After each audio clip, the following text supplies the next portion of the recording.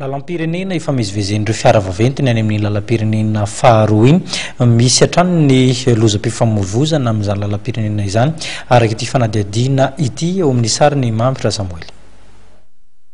Semi-remorque no nivadibadika teo amin'ny lalam-pirenena faharoa teo amin'ny 5 kilometatra idirana ny tanànan'i Brickaville.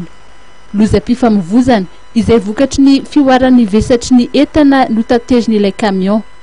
Friperie avokoa no nentin'ity camion ity ary nahatratra hatrany amin'ny 12 tonnes raha ny fanazavana. Vokany nivadibadika ary potika ilay fiara be, naratra ihany koa ny mpamily mpanampy.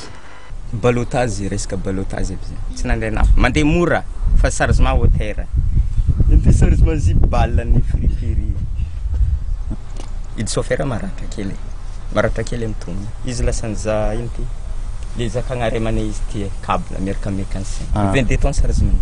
Ilaina ny fahamelona amin'ny fampiasana ny lalam-pirenena indrindra amin'izao fotoam-pialatsasatra izao.